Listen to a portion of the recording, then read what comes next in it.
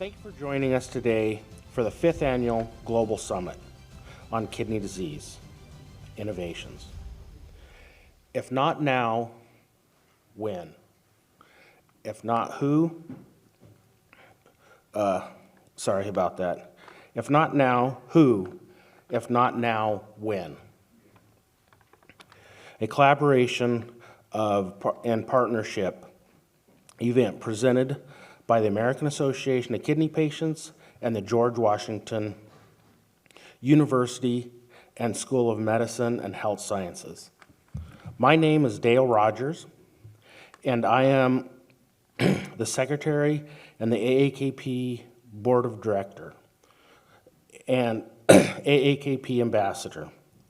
Like so many of you listening and watching from across the globe and America today, I am also a kidney transplant recipient and a pancreas transplant recipient. I was diagnosed with type 1 diabetes as a young child. Hypertension came along as a young adult. Both diabetes and hypertension escalated, leading to a ESRD diagnosis. I've been blessed to receive 2 donated kidneys. The first from an adopted sister, and the second an unknown donor. Being part of AAKP since 2009 has allowed me access to the education and resources I needed to improve my quality of life as a patient.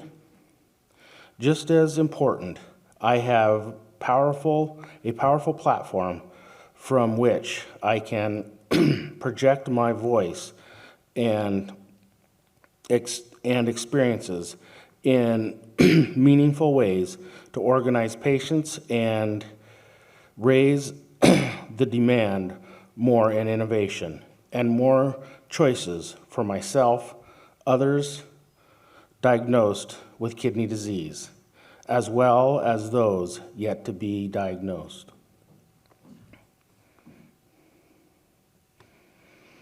In 2019, AAKP announced 2 important initiatives, AAKP's Global and the Decade of the Kidney. AAKP is engaged internationally because we are committed to educating patients and leaders across the globe on the importance of kidney disease, prevention, new innovation in treatments, and the necessity to save more lives. We believe that a united patient voice can drive innovation and the policies, decisions that determine timely regulation and payment for new, safe care innovations. Across the globe and here in the U.S., we are working with patients, medical professionals, researchers, and medical industry allies to cultivate a united consortium led by the patients to address the many unmet needs of the global community. AAKP believes this intentional consortium can advance innovation and change kidney care here in the U.S. and the countries where health care systems and or infrastructures do not support patient consumers' choice of access to all treatment. It is my honor to moderate our session titled Innovation and Emerging opportunities: diabetes, endocrinology, and metabolic diseases.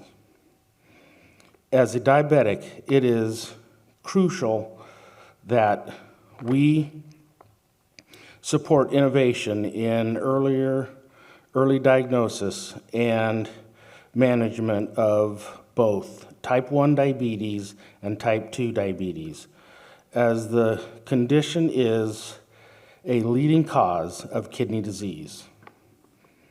For today's panel, we are pleased to have both speakers in the room with us, and I'd like to introduce them individually as they come up to present. First, I am pleased to introduce a solid patient advocate and friend of AAKP, Divya Shanka. Dr. Shanka is an assistant professor of medicine at the University of Medicine, Disease and the Hypertension with our allies at the George Washington University. She is board certified in internal medicine and completed her nephrology and transplant medicine training from Weill Cornell. Her clinical interests include precision medicine for genetic causes of kidney disease,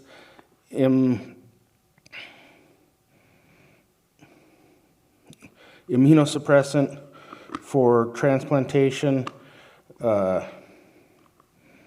management of rejection in transplant patients, and COVID-related kidney disease.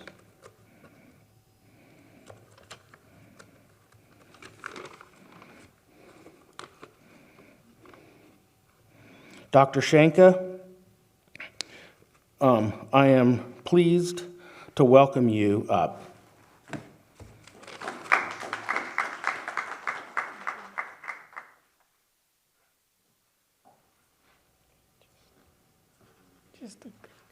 Thank you, Dale, for that introduction. So I'm both a nephrologist and a transplant nephrologist, but today I think I really want to thank AAKP for giving me this platform, because it's an opportunity for me to address so many patients at one go. Because every time I see a patient in my CKD clinic, what I tell them is, my goal for them and the family is I don't want them to ever need dialysis or transplantation in this lifetime. So my goal really is to make sure that they never have to even undergo this ordeal and be able to protect the kidneys from whatever may be causing the dysfunction. So thank you, AAKP, again for this opportunity, so that I hope I can give some meaningful information to all the viewers and really tell them what's to expect and what's available for them to manage kidney disease, and especially diabetic kidney disease. So as the speakers before me have alluded to, the global burden of kidney disease is huge. Especially the global burden of diabetes around the world is really high. According to WHO, almost 8.5% of the adults in the world are living with diabetes. And that's almost 400 to 550 million people, and it's only expected to keep increasing. And of these adults, almost 1/3 of them will go on to progress and develop chronic kidney disease. And of these, almost 20% are going to end up reaching end-stage kidney disease and end up requiring either dialysis or initiation of transplantation. So diabetic kidney disease really is a huge burden, both in terms of economics and in patient lives and the quality of life that many are living. So putting this in perspective, this is data from the OPTN 2021 annual report, and you can see that almost 30 to 40% of the patients who are waiting on the transplant list have ESRD because of diabetes. So, this really is a huge chunk of burden, not just in, early CKD management, but also in how organs, we just heard how few organs are available and so many are waiting for it. And a lot of them have reached that stage because of diabetes. So, preventing progression of chronic kidney disease because of diabetes not only helps patients with diabetes, but also the others on the list, because you can then save so many of those kidneys and be able to help others who are on the waiting list. So before diving in, I just want to spend a few minutes discussing what really are the factors that play a role in someone developing diabetic kidney disease.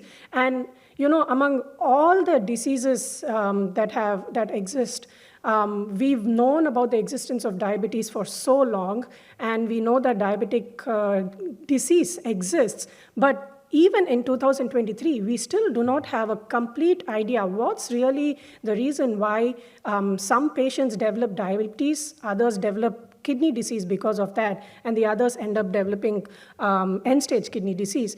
And if you think about it, there are two main factors that probably play a role. Depends on what type of diabetes you have, and what are the factors playing a role in the development of chronic kidney disease because of diabetes. Now, the type of diabetes can be either a monogenic type, most related to single gene disorders that we see in neonatal diabetes, or more complicated forms such as type 1 diabetes, type 2 diabetes, or what is called as post-transplant diabetes mellitus.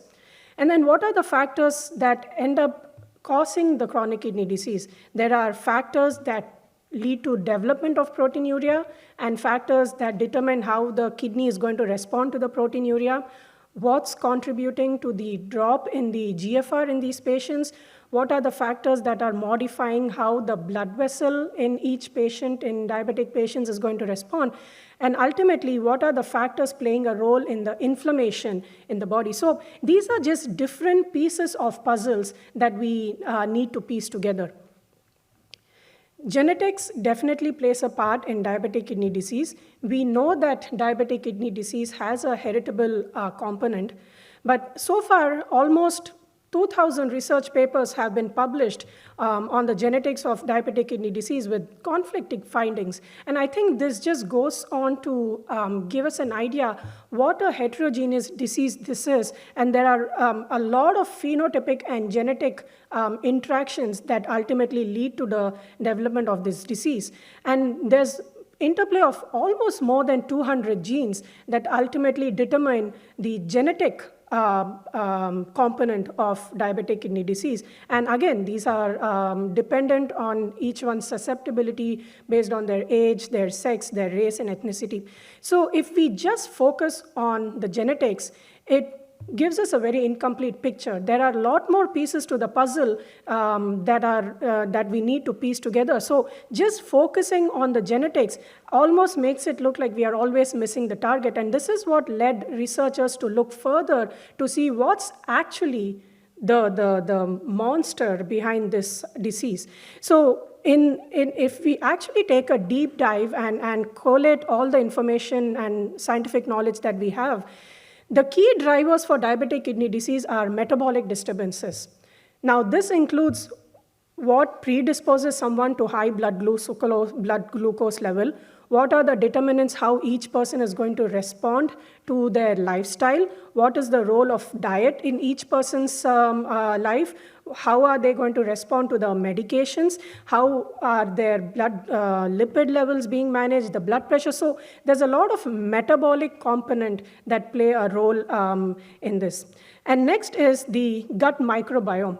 A lot of data is coming out about the role of gut microbiome really modulating the immune responses to a lot of diseases. And if you directly think about it, we are what we eat. So a lot of our gut microbiota is determining our predisposition to a lot of these chronic metabolic diseases. Then there are the hemodynamic changes that play a role. And we'll discuss about this further because a lot of these hormones that modulate our responses to blood pressure are actually the reasons why there is progressive inflammation and organ damage that happens. And then ultimately, all of this comes together as the factors that drive inflammation and fibrosis. And this is a big field in itself because the more we understand about different inflammatory pathways, we understand that there are so many different genetic and non-genetic factors playing a role in what ultimately leads to this progression of this disease. So if you look at it, this pretty picture is actually a single nephron, and these are the tiny little filters that are present in 1 million of these filters in each of our kidney that are doing this job 24/7 for the rest of our life, filtering our blood. So what actually happens because of diabetes is it affects the blood vessels, leading to arteriolar hyalinosis. Your high blood pressure perpetuates diabetes, and diabetes perpetuates high blood pressure. And then the filters in the nephrons are affected. The glucose gets deposited in these membranes. It affects the capacity of the kidney to clean the blood. It causes protein to leak into the urine. And then it affects the rest of the kidney that ultimately leads to atrophy and fibrosis. Thereby, the whole kidney becomes into this fibrotic tissue, which is unable to perform its function as it should be. So if we put all this together, the factors that actually play a role are a combination of genetic factors that we discussed, and then the epigenetic factors, which are factors that are further modulating the way your genes are going to interact in your body, and they modulate the inflammation and fibrotic pathway in our body. And then the non-genetic factors. So, we are born with the genes. We can't do anything about it. But what we can actually do about are the non-genetic factors, because those are still within our control. So whether you're smoking, what diet you eat, how much of physical activity you incorporate in your life, and how you're able to maintain your body weight actually plays a huge role in the evolution of this disease. So putting all this together, when we think about the clinical progression of diabetic kidney disease, the way the disease actually progresses is initially if you follow the red line, which graphs the GFR, initially what happens is the kidney is trying really hard to cope up and make sure that it continues to do what it's supposed to be doing. So while diabetes is wreaking havoc on your kidneys are still trying to do what it can do best. So there is an initial increase in the GFR that we attribute as hyperfiltration. Now the thing that most patients need to note is that if your GFR remains normal or if your creatinine remains normal, that does not mean that there may not be an onset of diabetic kidney disease, because it just means that your kidneys are trying to compensate for the work. And then this takes a few years, and then eventually, once the kidneys have superseded their capacity, it then leads to a gradual decline in the glomerular filtration rate. Along the same line, if you follow the blue line, initially, as this disease is progressing, there may not be much of protein being leaking into the urine. And historically, protein loss in the urine is a hallmark of diabetic kidney disease. So initially, it is in a stage what we call as microalbuminuria, which is very little amount of protein being leaking into the urine. And then as the years go by, the amount of protein that you excrete keeps increasing, and it can even become overt nephrotic syndrome. One important thing to remember is that approximately 30 to 40% of patients with chronic kidney disease due to type 2 diabetes may not necessarily have protein leaking into the urine. So this is something to be aware of, so that we don't stay blinded about what our disease may be going on in the kidney. So keeping all this in mind, the KDIGO created this pyramid for the management of kidney disease. And the most important thing that we all have to pay attention is to the base of the pyramid. Now, if your base is strong, your pyramid is going to be strong. And very, very intuitively, the crux of the management really is the diet you eat, how much of exercise and physical activity you're able to incorporate in your life, not smoking. And I don't think I can emphasize this hard enough, because smoking is directly injurious to the kidney, and being able to maintain your body weight within the healthy limits. So, like I already mentioned, these things are under our control, and this is a really low-hanging fruit for all of us to be able to start attacking the disease before it even progresses to have an effect on the kidney. And the other major part of this management is maintaining your blood pressure under control, how good you're able to manage your cholesterol, and how good you're able to manage the glucose. So I think these things are really the stronghold that will help every patient to first control their diabetes and then prevent diabetes from even affecting their kidney. In this study, what they looked at was they had patients switch from a non-vegetarian diet to a vegetarian diet, and it showed that a vegetarian diet was able to improve renal parameters compared to non-vegetarian diet. Now, the reason I put this slide was to just reinforce what a big role the diet we eat plays a role. And the healthy forms of diet, what you eat, what sources of food you're incorporating, cannot be underestimated, and really plays a very huge role in how much you're able to modify the rapidity with which your kidney disease can progress. Like I already mentioned, the gut microbiome has a direct relationship with development of chronic kidney disease. A lot of data is now available that is pointing to the fact that the gut microbiome has a huge role to play in how predisposed one may be to obesity, what may be the responses of insulin and the development of insulin resistance, and finally to the development of type 2 diabetes. And we also know that the gut microbiome has a role to play in chronic kidney disease. So I think this could be an area to kind of focus on, but I think ultimately the bottom line from this that I want our patients to understand is that even if you are a diabetic already or you've developed chronic kidney disease, don't underestimate the importance of lifestyle management in controlling your disease. So in the next few slides, I'm going to focus on what are the benefits of glycemic or glucose control and what are the drugs that are available, the newer drugs that are available. So first, I want to just bring home the point of the importance of glucose control. And I think the importance of glucose control has been long known, almost all the way back to 1940s, where it was shown that if you are able to achieve good control of your glucose, you can prevent the development of a lot of organ damage.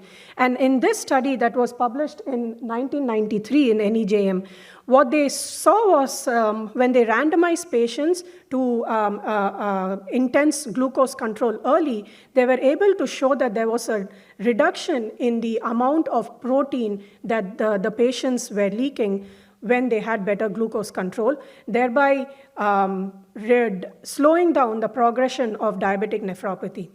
And in this study, what they actually found was that the effect of good glucose control was actually seen even many years after the study was completed. So when they followed these patients along for many years, they saw that those who had good glucose control early in their disease stage went on to reap the benefits even almost 10 years after. And so there was a long-term reduction in the rates of impaired GFR, which was seen even more than 10 years later.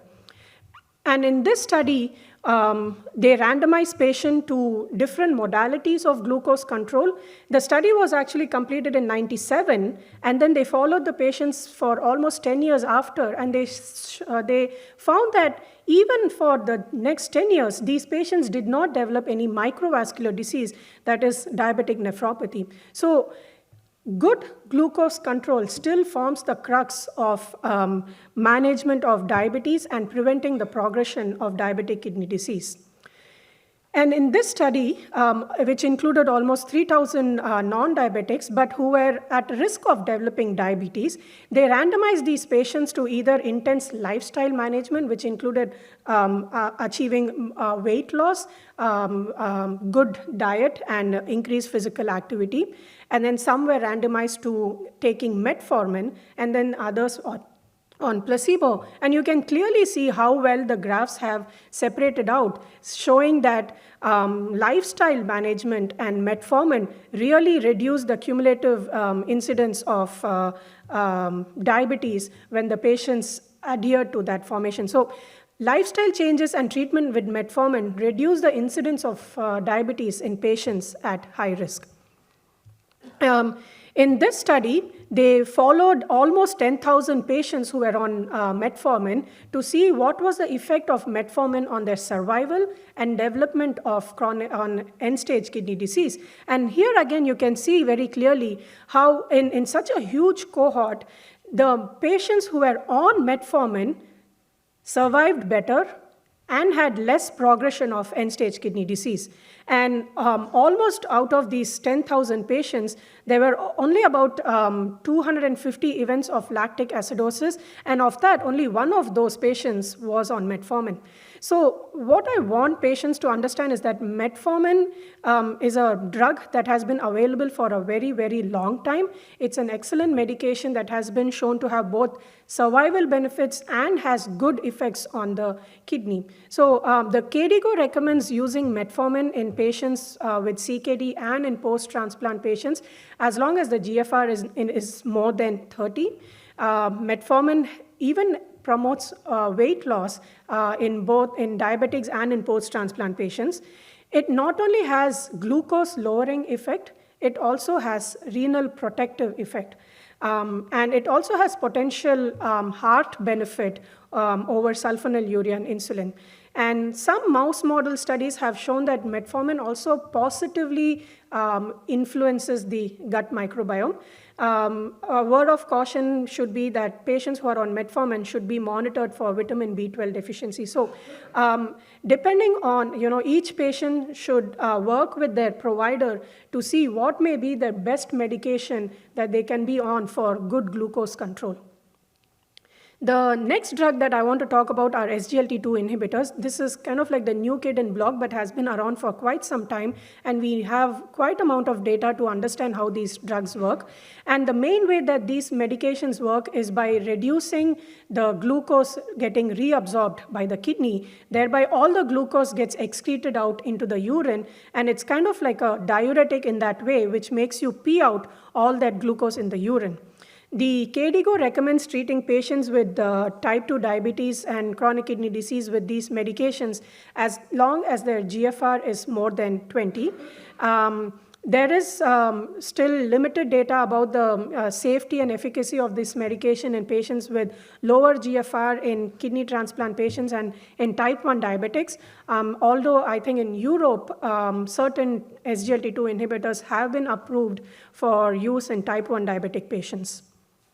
So this is a randomized trial that showed that SGLT2 inhibitors reduce the progression of chronic kidney disease and lower the death rate in patients with type 2 diabetes and chronic kidney disease. And this kind of, revolutionized the treatment in recent times, which kind of gave an extra tool to our armamentarium in managing patients with diabetes and type 2 diabetes and chronic kidney disease.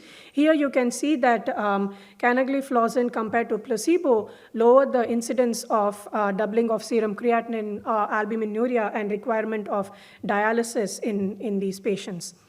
And we were further curious to see, is this effect limited only to diabetes? So in this study, they randomized patients with any kind of chronic kidney disease, and the effect was still replicated. SGLT2 inhibitors have been shown to have a beneficial effect on all kinds of chronic kidney disease, irrespective of the cause.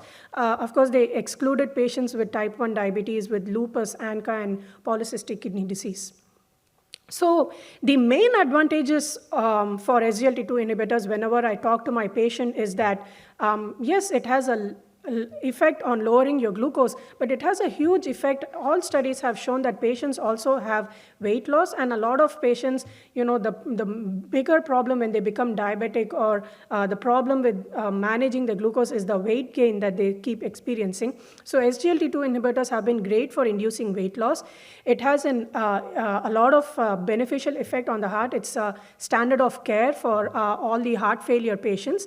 And what's interesting is that these cardiovascular benefits and the kidney benefits that we see appear to be independent of glucose lowering, which means they may not be that great in lowering your glucose, but they still protected your heart and protected your kidney. A few side effects to note. A few studies showed a slightly higher incidence of fungal infections, but I think if patients are advised and instructed to have good hygiene, these episodes can be greatly lowered. There was a slightly increased risk for fractures. These patients can develop ketosis even while their glucose level could be normal, so that's something for all providers to be aware about. Because this medication also is a diuretic and makes you pee more, you have to be aware that whenever patients have any incidence of diarrhea or anything that predisposes to dehydration, it may lead to acute kidney injury, and attention to foot care should be paid while patients are on these medications. Next group of medications are GLP-1 receptor agonists. The way these medications work is actually stimulating your pancreas to release more insulin, but they also have an effect in reducing your appetite, adjusting your metabolism, and thereby causing weight loss. The KDIGO recommends these medications to be added on in addition to metformin and the SGLT2 inhibitors in patients who need better glucose control.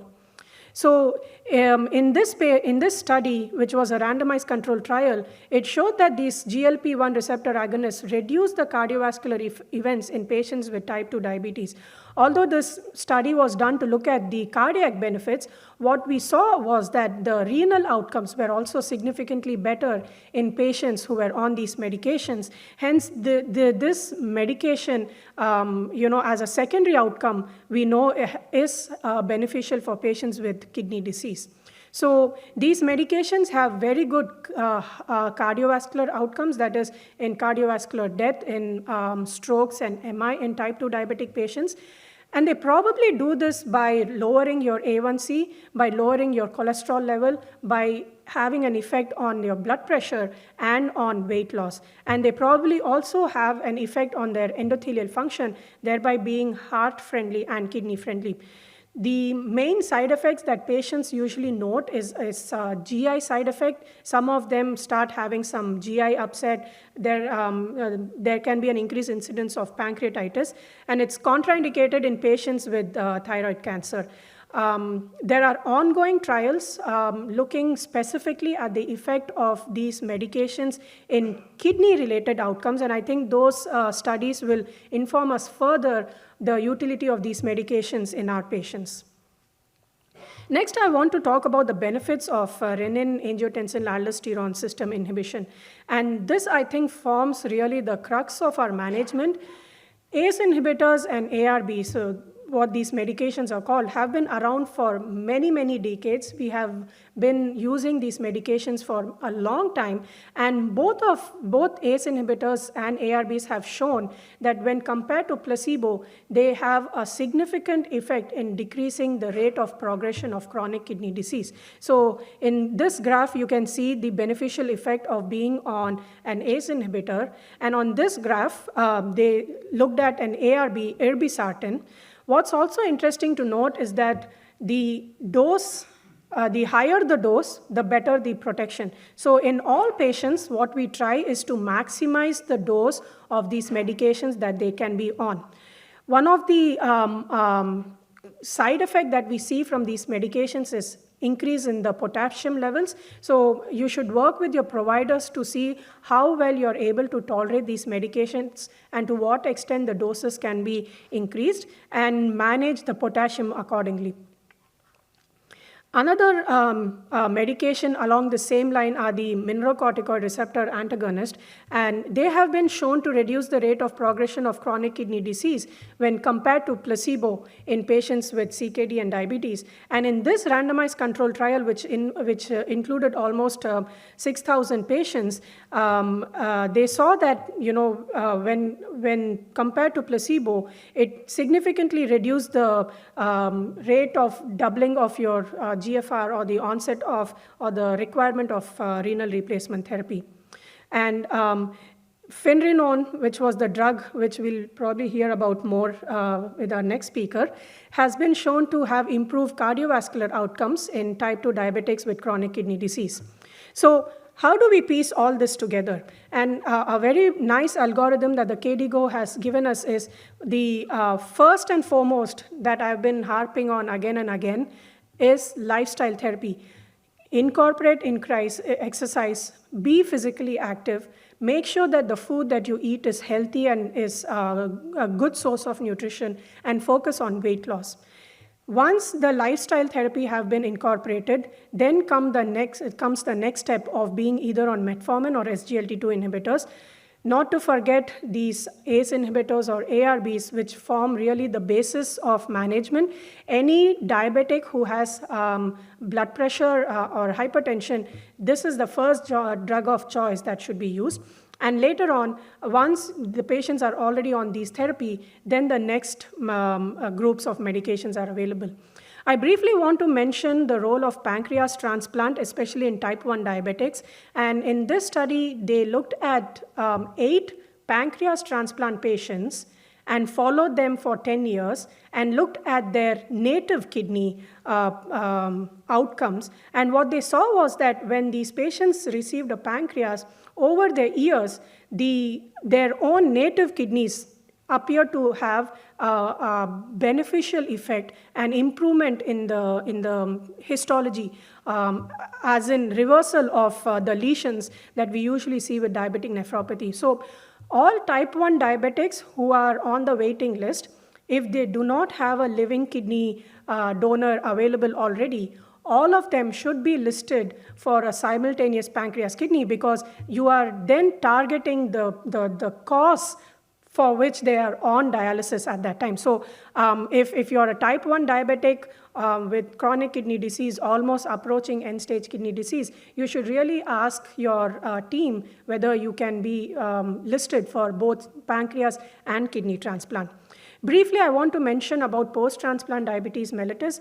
This is very specific for solid organ transplant recipients and seen after they receive a kidney transplant. This is developing diabetes in patients who may not already have been a diabetic before transplant. And the incidence is the highest in the first 3 months and can increase a few years after that.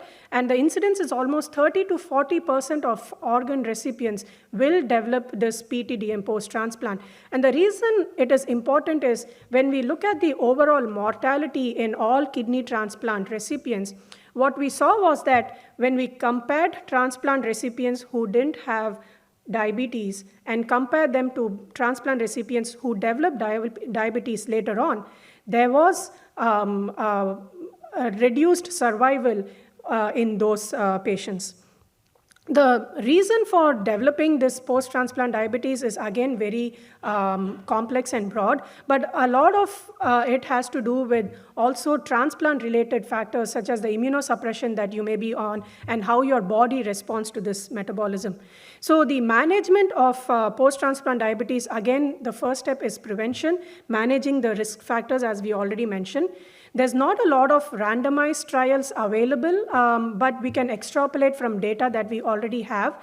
We do know that ACE inhibitors and ARBs are safe in transplant recipients once your kidney function stabilizes. So discuss with your transplant team when it may be safe to start this medication if you are eligible for that.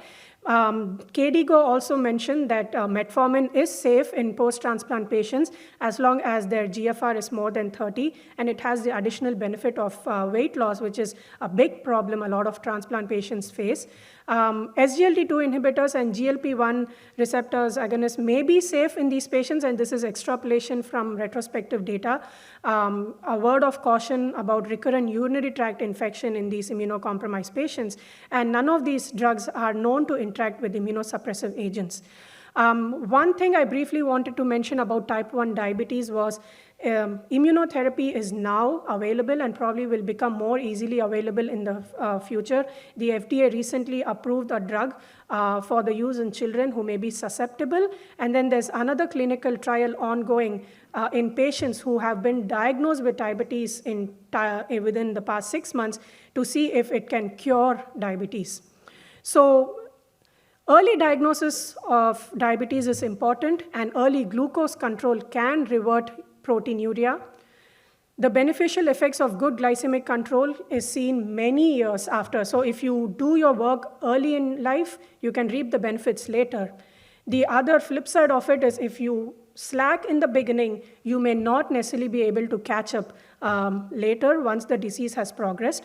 The target of A1C should be individualized to each patient. Early in chronic kidney disease, we can have strict targets, but we know that as your CKD progresses, the risk of hypoglycemia or low glucose becomes a problem, so you may need to individualize your targets according to that. All diabetics should be on ACE inhibitors and ARBs unless there is any contraindication. Most patients with type 2 diabetes and chronic kidney disease would benefit from metformin and SGLT2 inhibitors, and if needed, they should be candidates for GLP-1 agonist. And all type 1 diabetics who are on the wait list should be a recipient of pancreas and kidney. And I wanted to finish this talk with this chart to show that, as the theme of this summit has been what everything is a group effort, and diabetic kidney disease is no different. The patient cannot do anything by themselves. The provider cannot do something just by herself. It is really a team that is important, and the first step to that is early screening and glycemic control. And I think good primary care forms the crux of preventing this disease.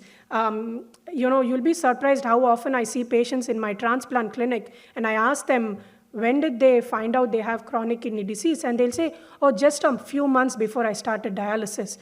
You'll be surprised if those patients had known ahead of time that they are at risk for chronic kidney disease. I'm sure every one of them would have done all they can to prevent the progression of disease. So the education that we give to our patients and the primary care that we provide to the patients is really very important.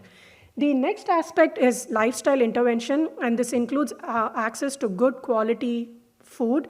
And I think we are all aware of the cost effect of good quality food and how costly, good sources of food is. So hopefully, there'll be policies in place that makes healthy food more accessible to all the people in the world. And a dietitian can also play a huge role in bringing all this together. The next is access to all medications, and this means patients, with all this innovation being done in drug development, unless patients have access to these medications, what's the point? And early diabetes detection and intervention for diabetes-related complications. I think together, if we keep the patient in the center and the whole team can work, we can really make a big dent in controlling this diabetic kidney disease from progressing. Thank you.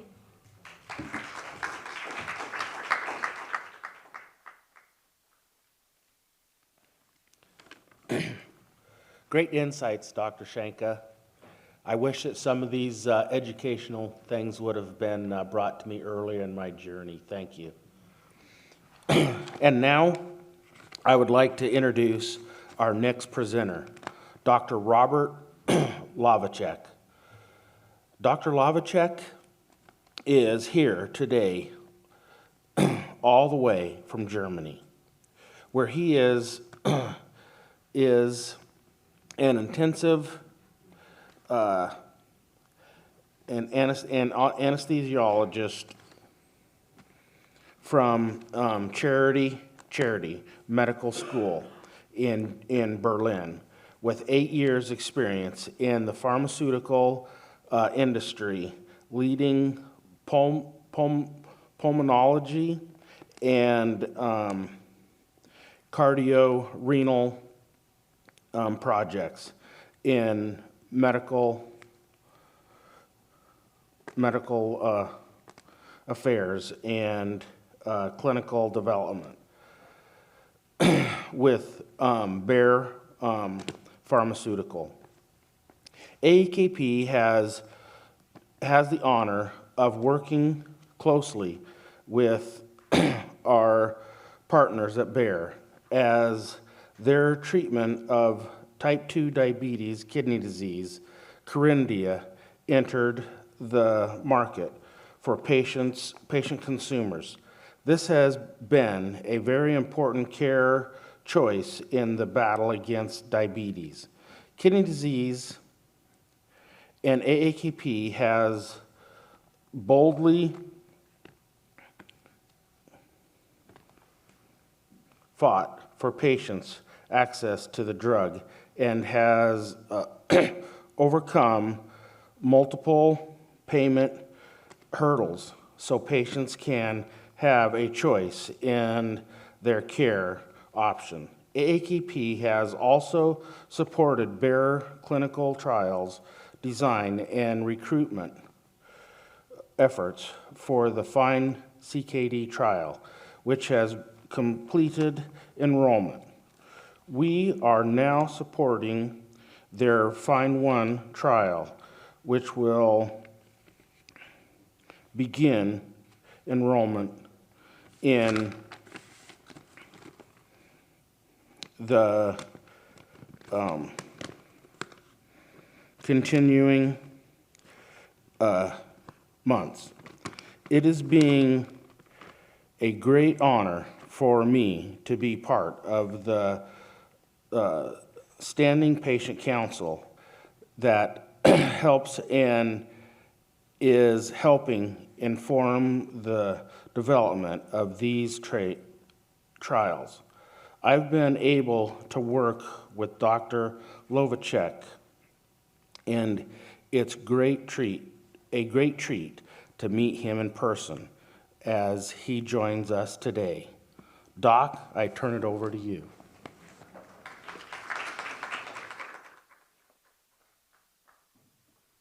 Thank you, Dale, and thank you to the AAKP for having me today. I'm happy to be here in person, indeed, as I'm coming back and had a stopover by chance in Washington to change planes back to Berlin from the ADA, the American Diabetes Association, a meeting where we were very happy to announce the FIND-1 trial. So that is the trial of finerenone in CKD in type 1 patients.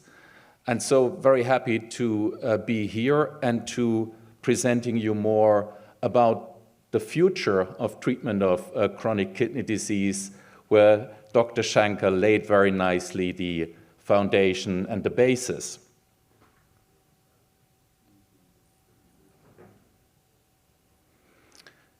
So I've brought 7 slides to you only. With FIND-1, we created an unprecedented short and lean trial, and I'll walk you through the details and really focus on FIND-1, but to bring the treatment to patients much quicker. And I wanted to show you the commitment of Bayer to chronic kidney disease. And this is this slide here. And at the basis is the Fidelio and Figaro trials that Dr. Shankar has already alluded to. So finerenone is the first non-steroidal mineralocorticoid receptor antagonist that was approved for CKD and type 2 diabetes through the Fidelio and Figaro studies. And this was a large study program with over 13,000 patients, where finerenone in the Fidelio trial showed the slowing of chronic kidney disease progression, and in the Figaro trial showed the reduction of cardiovascular events in patients with CKD and type 2 diabetes. The other 5 trials that you see here are ongoing clinical phase 3 trials for finerenone. And if we start at the top, there's the Fine Arts trial. And if you know the family of the mineralocorticoid receptor antagonists from the clinic, then you know the cardiologists are interested in heart failure. And the Fine Arts trial is exploring heart failure with preserved ejection fraction and the use of finerenone. More importantly for this group here, there is a study called the FIND CKD study that is conducted in all CKD patients that do not have diabetes, including a study that is called FIONA for pediatric CKD. So this study includes all patients, whether non-diabetic CKD, type 1 or type 2, but it's strictly pediatric. Yes, and the latest trial announced just 3 days ago at the ADA meeting in San Diego is the FINE-1 trial. And this is the trial of CKD for people with type 1 diabetes that I will talk about to you right now. Some facts about type 1 diabetes. So unlike type 2, that really forms 95% of all diabetes worldwide, type 1 is an autoimmune disease where the insulin-secreting cells of the pancreas are destroyed. The causes are deemed to be genetic and can be triggered by viruses or environmental factors. It has a very early onset in life, other than type 2, which is a disease of the later decades of life. Type 1 diabetes onset is in childhood and adolescence, and so really a lifelong disease of substitution of insulin is needed here to manage blood glucose levels and ultimately to survive. So because it is a lifelong disease, there are complications that can appear over decades that you have this, and all organ systems are involved, like the heart, the vessels, the nerves, the eyes, the skin, but as well, of course, including the kidneys. And for the epidemiology aspect in type 1 diabetes, developing chronic kidney disease, it depends on, and I think Dr. Shankar made the point very nicely, when the cohort that you're looking at was diagnosed with type 1 diabetes. Because the standard of care, as you alluded to very nicely, has of course changed over the years, and chronic kidney development is something that is a process that goes over decades. So if you look into patients with 50 years or 60 years of chronic kidney disease, you see much higher incidence of chronic kidney disease, with type 1, you see much higher incidence of chronic kidney disease. But 40% of subjects advancing to chronic kidney disease in type 1 is probably in the middle ground, and so this is what we chose here. It is as well a global problem.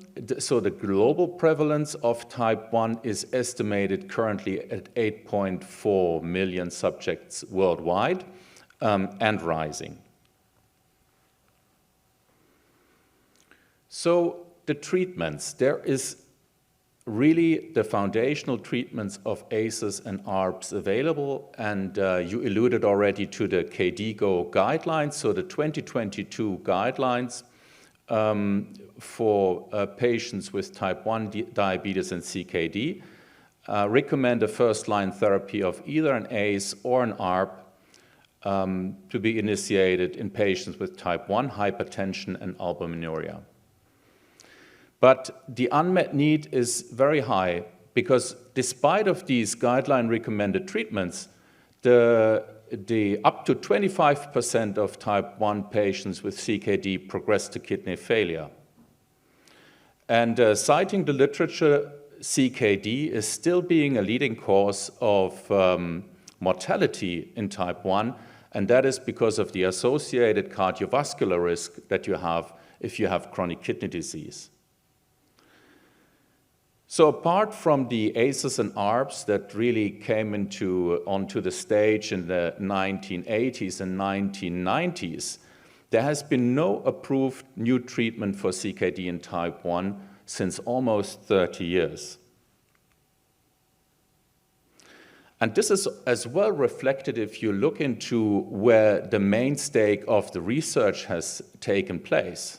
So in light green here, you can see type 2 diabetes studies in CKD, thousands of patients, and in dark blue on the right side, you see what happened for the type 1 population. So we are very happy we can announce the FINE-1 trial, which is a global randomized placebo-controlled double-blind phase 3 trial for patients with type 1 and CKD. For the study design, we are planning to screen 440 patients to randomize just 220 patients to either finerenone, 10 or 20 milligrams, or placebo over 6 months. After 6 months, there's going to be a washout, and at month 7, there's going to be a follow-up visit to look at eGFR, mainly kidney function, UACR, and as well potassium levels. The key inclusion criteria as we look at adult patients with type 1 diabetes, HbA1c below 10%, eGFR between 25 and 90, UACR equal and above 200 up to 5,000 milligram per gram, and a serum potassium of 4.8 millimoles or below. All patients need to be on stable dose of ACE or ARB for at least 1 month prior to screening visit. The key exclusion criteria is type 2 diabetes, any excessive hyper or hypotension, or treatment with SGLT2 inhibitors, GLP-1RAs, or other mineralocorticoid receptor antagonists. As well, patients with symptomatic heart failure that should be treated with spironolactone, an MRA, but are not on the drug. It's not ethical to include them in the trial, and if they have an MRA on board, as you see, they cannot be included, so they're excluded. The primary endpoint is change in UACR from baseline over 6 months, and the secondary endpoint is looking into safety, treatment-emergent adverse events, and serious adverse events, and hyperkalemia as the adverse event of special interest that we know from the Fidelio and Figaro trials. So people have been asking at the ADA, how can you do a phase 3 trial with UACR, albuminuria, as an endpoint over just 6 months? And the rationale here is that we use albuminuria as a bridging biomarker. We have a very large data set of chronic kidney disease and type 2 diabetes from Fidelio and Figaro trials, and albuminuria is consistently reduced in these trials. As well, the proportion explained of albuminuria reduction to kidney disease progression slowing has been calculated and is very high. And so we negotiated that we can go forward with this study setup that is so unprecedentedly lean and fast to apply for a label for people with type 1 diabetes and CKD. So this is my last slide. This is really a global trial. We are going to China and South Korea in Asia. In Europe, we have the UK, Spain, Denmark, Germany, and Italy. And in North America, Canada, and the US. We are very happy to have the AAKP as a partner and the Patient Council as an important forum to look into materials and to support us to understand better the needs of kidney patients as part of the FIND-1 trial. I want to thank you for your engagement and involvement here, Dale and the whole AAKP organization, and I want to thank you for giving me the opportunity today to speak before you and present to you the FIND-1 trial. Many thanks.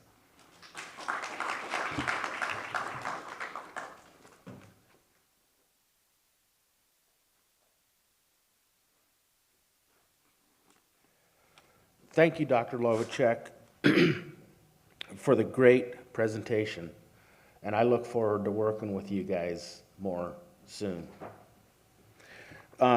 We are appreciative to both of our panelists, Dr. Shanka and Dr. Lawatscheck, for joining us today to discuss current and emerging innovations in this area.